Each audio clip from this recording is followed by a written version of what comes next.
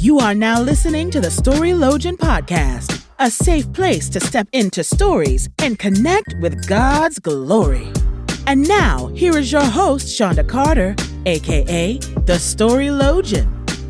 Hello, and welcome to the StoryLogian Podcast, where we explore biblical and sometimes some personal stories like Jesus did in Matthew 13:34 through 35. I love the Message translation, and I'm going to read it because I'm super nervous and I do not want to ad-lib. But in the Message translation, it says, all Jesus did that day was tell stories, a long storytelling afternoon. His storytelling fulfilled the prophecy. I will open my mouth and tell stories. I will bring out into the open things hidden since the world's first day. If you haven't guessed it yet, my name is Shonda Carter. I am a doctor of ministry specializing in spiritual formation, little theology, and stepping into stories. And today we are going to talk about one of my stories, which is my academic story from dummy to doctorate. Now, I don't tell this story to brag. It does say that we overcome by our testimony. So I feel that it's very important. I encourage others to share their story, and I have to share mine as well. So, my story, I can't even go back to the beginning because I am like 52 right now. So I do tell people, just being transparent, that I got saved to me, I would consider kind of late in life. I'm sure it was on God's perfect timing, but I got saved for real, around my mid 30s, I'm going to say. And there was a lot of circumstances surrounding that. This just helped me see the computer better. There's a lot of circumstances surrounding that. I don't feel like it was a storybook romance between me and God, as in, I went to him. I don't know if it was necessarily fire insurance, but it's like my life was kind of falling apart. So I heard that he could fix it. It was that type of thing. However, I got saved for real. I went back to church. I started doing all the things, and I'm super excited to talk about that because in episodes to come, we'll be talking about the critical journey. I am a spiritual director, and I have studied the critical journey, and I feel it's so monumental as we take the spiritual journey together. However, I digress. We go back to my Alphabet Street story. Now, just for full transparency, I had always wanted to be, when I thought about my life as a young girl, when you ask people, what do you want to be when you grow up? My answer was Claire Huxtable, because I thought that she was just phenomenal. She was beautiful. She had a big family. She had a career. She just had everything going on. So I said, hey, I want to be a lawyer. So I started off thinking I had to go to school if I wanted to be Claire Huxtable. I did start off pursuing a bachelor's degree in criminal justice. It took me a total of 10 years to get my degree. I don't say that with any shame or anything like that. It just took a really long time. I was having children in between. I was married. Like I said, I was working on my 5 children. I wanted to be Claire Huxtable, so I was having children. I was taking breaks. And also, I did not have money for school, so I was going to school without books. So we've got that on top of it. By the time I finished my bachelor's degree, without books, it took 10 years, and I had 4 children at the time, and I was divorced by then. So I know I rushed through a lot of things, and if you want to ask me some questions later on, I absolutely will go into further detail, but I want to keep this kind of moving along. So I'm going to say by the time I got my bachelor's degree, I was just like kind of crawling over the finish line. And I didn't even want to pursue a career in criminal justice by this time. I really didn't. So, but it was kind of the point of no return. So I just went ahead and got my degree, one degree that I didn't want is better than no degree. And it took me 10 years, so I wasn't going to quit now. So now we fast forward. I am in church. I'm madly in love with Jesus. But I had reached a point where I'd said, hey, all of this stuff that we are talking about, I have questions because it's not working.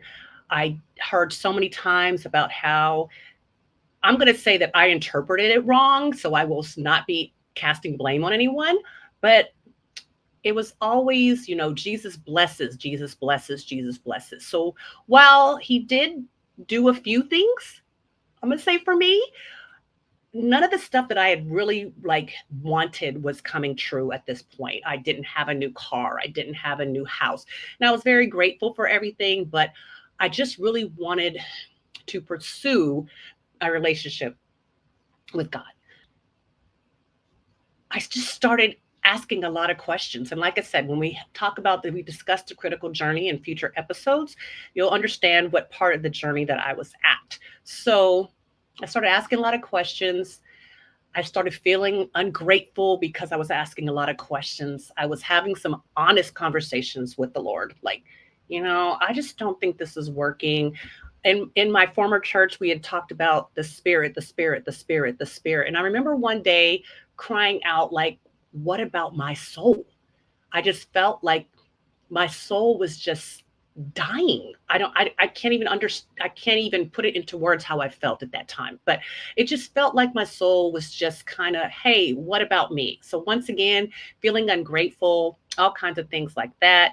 So I remember one day having this conversation with my spiritual father in the church, and I told him how I felt, and he said, well, it sounds like you just need to go back to school.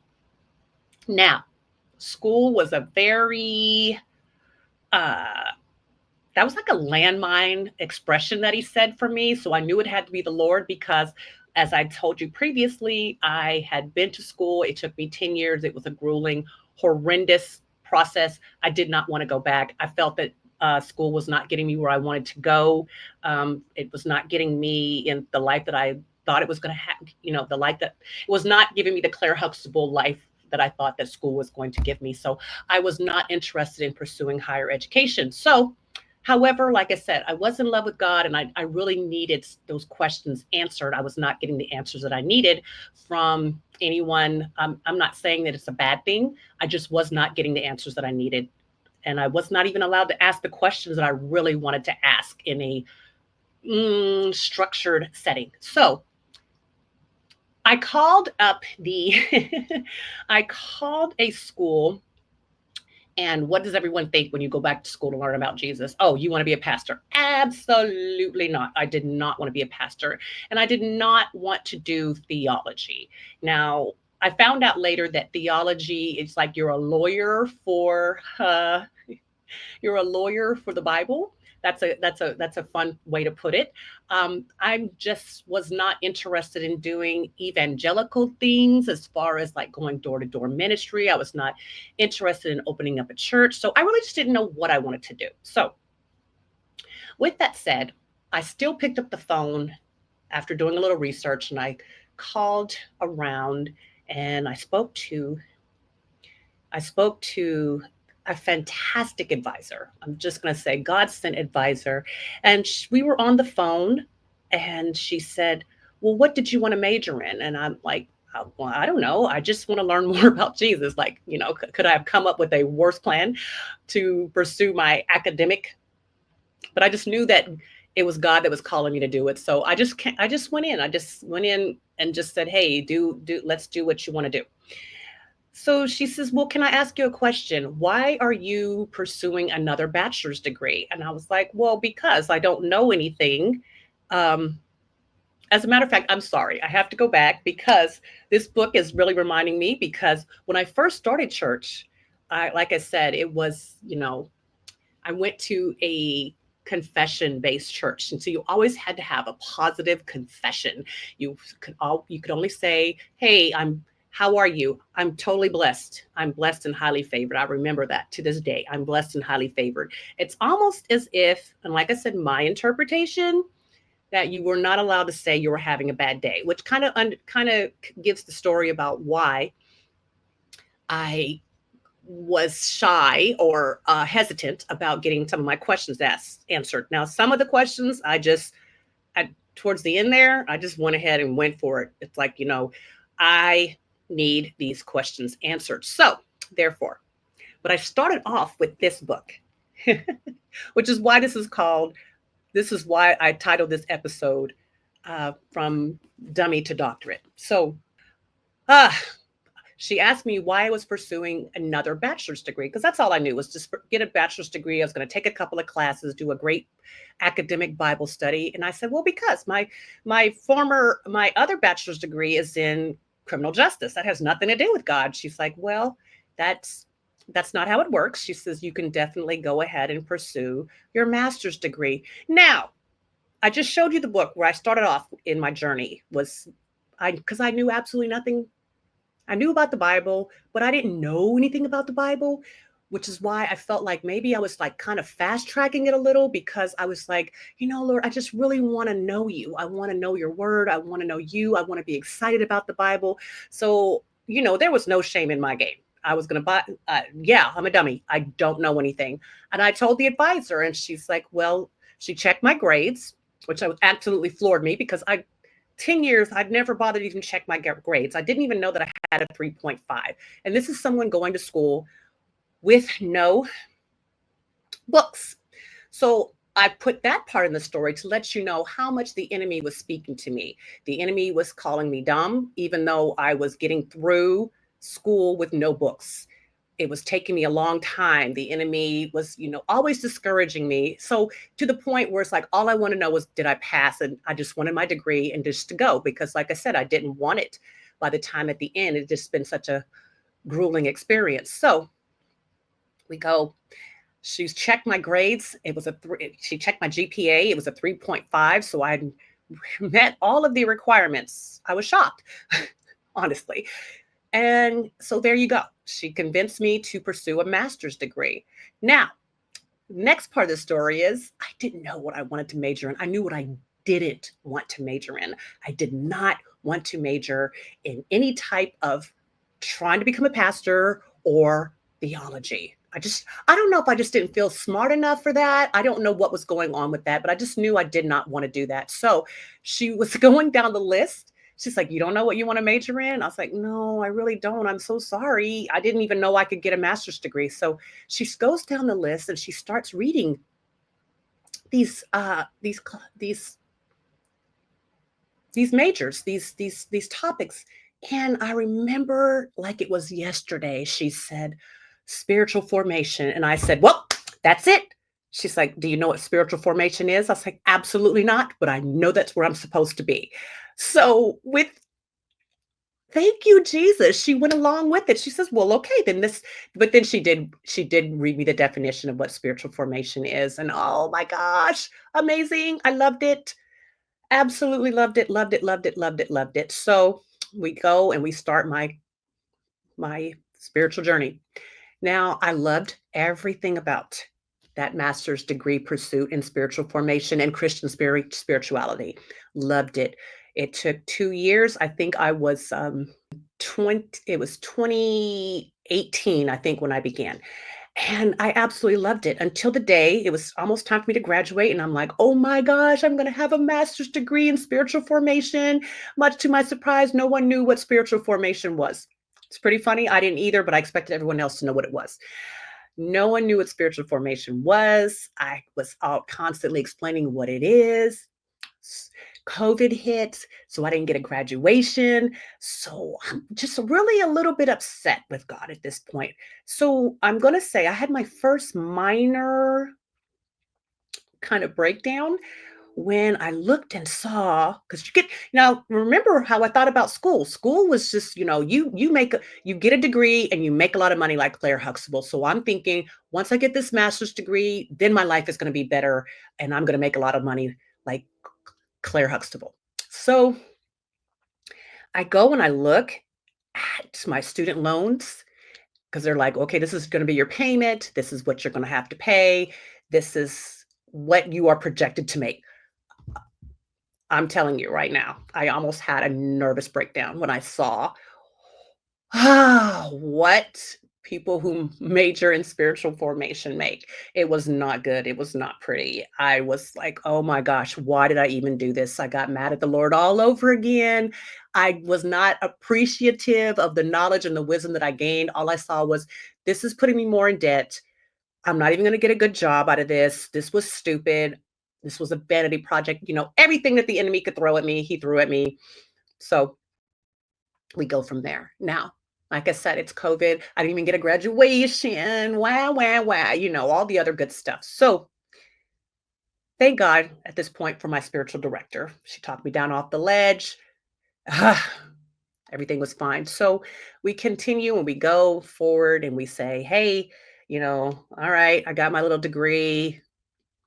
I should be a star now. People are going to be reaching out to me. Just all of that stuff that happens when you get your degree and all the hopes and dreams that you want. And lo and behold, none of that stuff happened.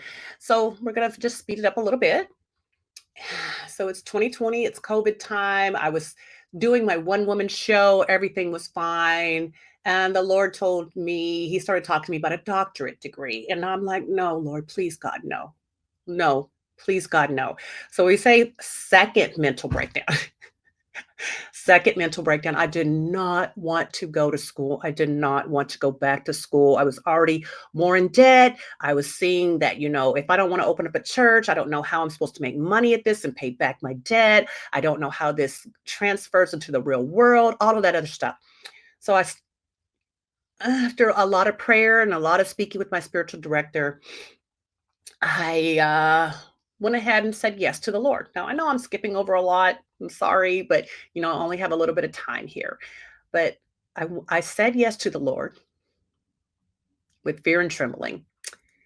And I got back on the phone because I didn't have enough credits. Remember, I told you I did not get an MDiv. I got a Bachelor of Art. I got a Master of Arts in Spiritual Formation. I did not get an MDiv. So to get a doctorate, I was doing a lot of research that said you had to have an MDiv, and it was like it was a way more credits than I needed to, than I had. So I'm saying to the Lord, like, I'm going to have to go back to school. So I started this process of, I went back to get, I was like, well, maybe I got to get an MDiv, a Master in Divinity. So I started, and I said, at this time I was doing documentaries, or wanting to do documentaries where I explored the stories of women in the Bible. So, imagine it.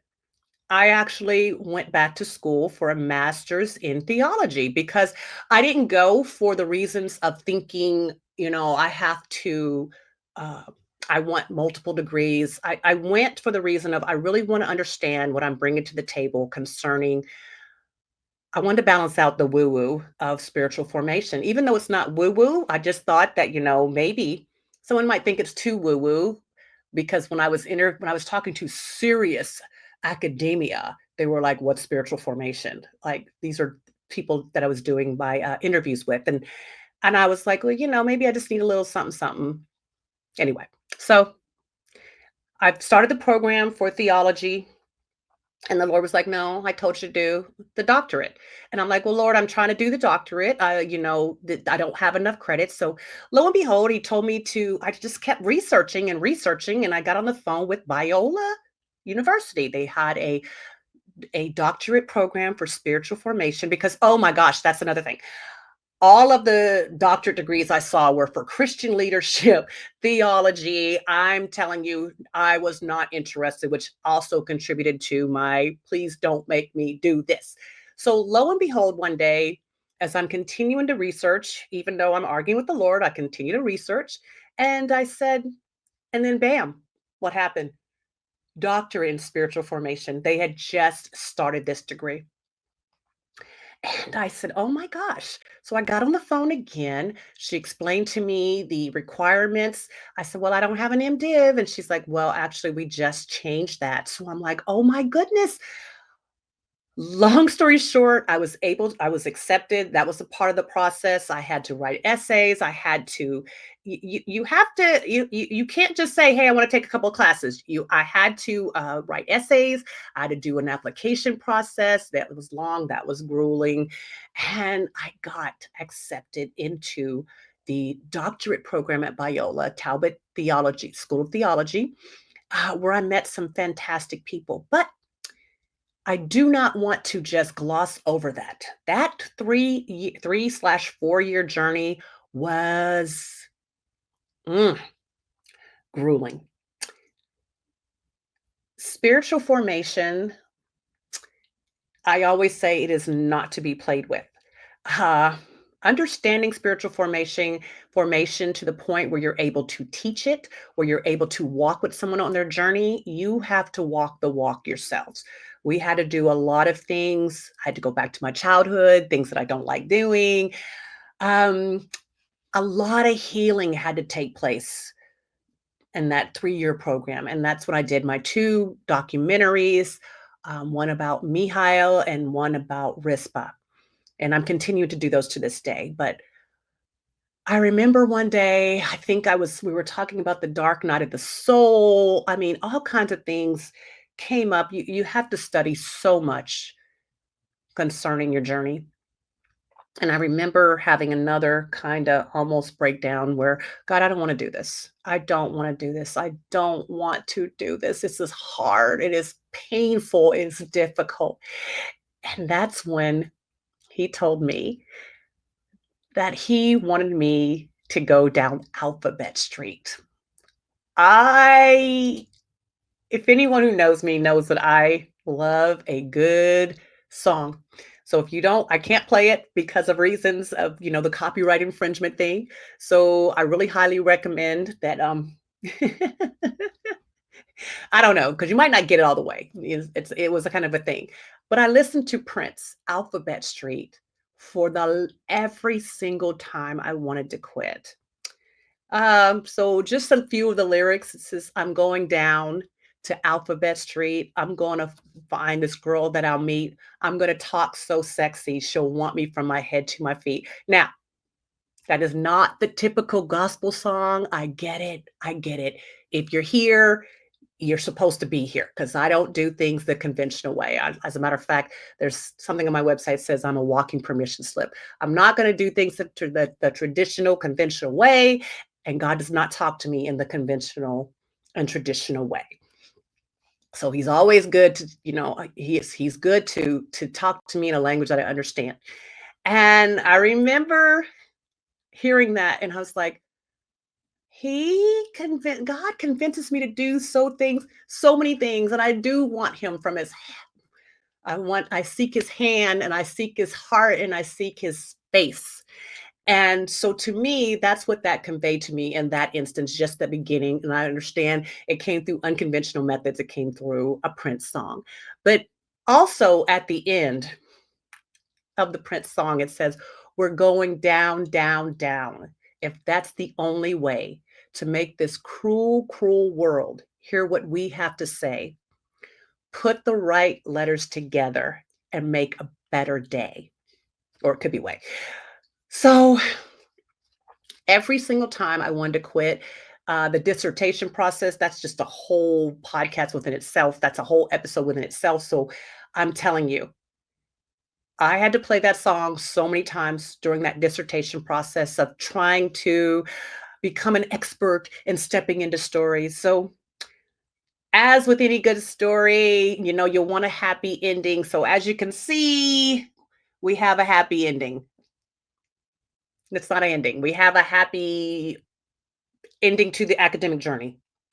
Never stop learning, never stop seeking. However, my academic journey is it came to a close with the doctorate. I now have the following alphabet behind my name, which would be a Bachelor of Arts, a Master of Arts in Spiritual Formation and Christian Spirituality, a Master of Theological Studies, and a doctorate, a D.Min Doctorate in Ministry in Spiritual Formation and Soul Care. I am also a certified spiritual director. I didn't throw that in, but I was going to spiritual director school at the time too. So I say that with all of that. I am not branding myself to be any type of hero. Like I said, if I look at it as a walking permission slip, if somebody needs to hear this, somebody needs to hear this to get permission to go back to school. It's never too late. I'm 52. It didn't look like the way I wanted it to look. It was super hard. It was grueling, but it was worth it. So now we go a little more traditional. It wasn't easy, but it was worth it. And I'm just so glad. I would not trade this experience for anything, because now I'm able to share my story and hopefully help someone along the way. As I said, this is my first pilot episode for the StoryLogian podcast. The way I did story and logian, without that theology degree, I wouldn't be able to call myself a storylogian. So I am super duper excited. And I just really thank you all for listening. And I hope this helps someone. And we're going to get a little more polished along the way. But I had to get this first episode out because I've been hemming and hawing about doing it. So thank you for stepping into my story today. I promise you in the future, we will have, I hope that we will have some special guests, and we'll be diving into biblical stories, with a little side of theology. We won't do a full theology, but we will be heavy and thick in spiritual formation, which is what I absolutely love to do. So if you want to continue on this journey with me and you love this broadcast, go ahead and give me a review and subscribe to the podcast. You can visit my website at do we even have to do the W anymore? You can visit my website at shondacarter.com. So I'm just going to say bye for now, and I hope to see you. I hope you